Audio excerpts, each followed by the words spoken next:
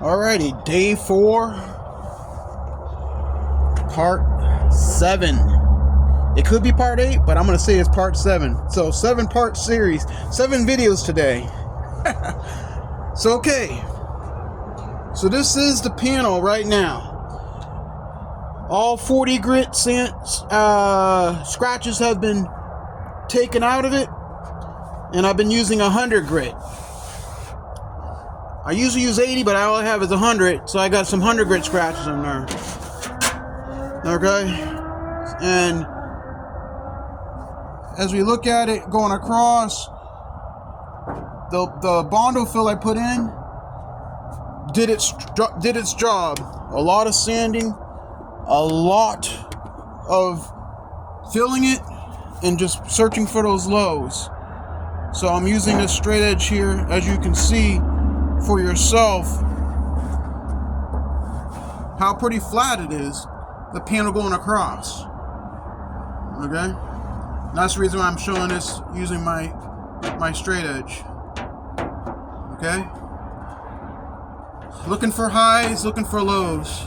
I knew the panel had more waves than a tsunami, than the ocean, but you work with what you have, and you as I've been saying lately, think about what you're doing, learn from what you're doing, reason out the process, meaning, is what you're doing, is it reasonable, is it effective, is it even working? In my case, I said, well, I think what I'm doing is working, and so if it is working, continue doing it. If not, change your approach, change your technique, change your plan, change your life. I don't know, do something. And that was what I was attempting to do here. And so, as I look at it, I'm not having all this stuff, and you can see down the panel yourself, you can see down it, that it's looking pretty straight. So, from 15 feet out, hey, I can be more happy now. I can be more respectable driving down the road with this. I still need to... So remember I had the tape on there? I had the tape on there for a reason, because I knew I had to get this first before I can address this, which is this concave line here. I'm pretty sure I can get this pretty straight in itself.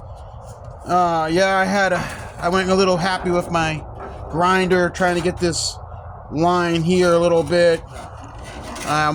Once I get the Bondo fill in there, I might address this right here, get this flatter, because it's pretty sharp edge. But I didn't want to mess around with it too much. So I'm going to throw, at the next video, or sooner, I'll put some tape right here. I'll tape up to here, and then focus Bondo scraping into her. And then I'll finish up in here a little bit.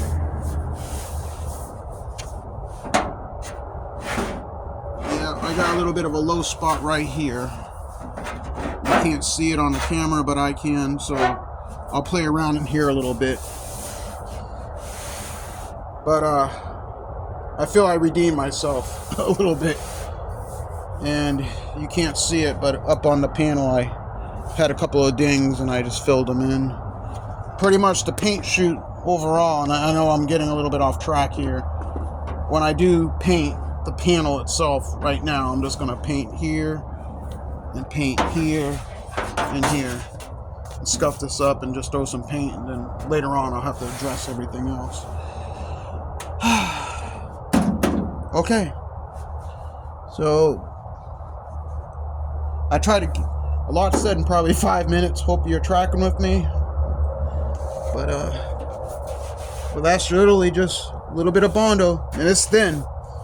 It's not no big old globby mess, and then I know when I go ahead and, because I am using some really good primer, which the primer actually I be using is a Duplicolor Automotive Series primer filler. It really, once I get the rest of my sanding scratches out, that primer really fills in a lot of the good scratches. I'm confident because I've been using it on other jobs. So slow and smooth moves fast. Have a plan of approach.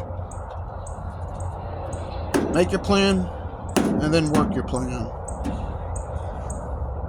Alrighty, so that concludes this one. If I can do it, as I say, you all can do it better. And you can do it. I'm gonna tell you, you guys can do this. If I can, you as sure as Sam Hades can too. Alrighty. I'll show you. Get up nice and personal with it. You can see those scratches that I'm talking about, those 40 and 800 grit. I'm gonna keep on sanding, get those scratches out. So when I do get the primer, so I'm still block sanding is what they call this. They call it block sanding. And then I'll get to my finish sanding eventually.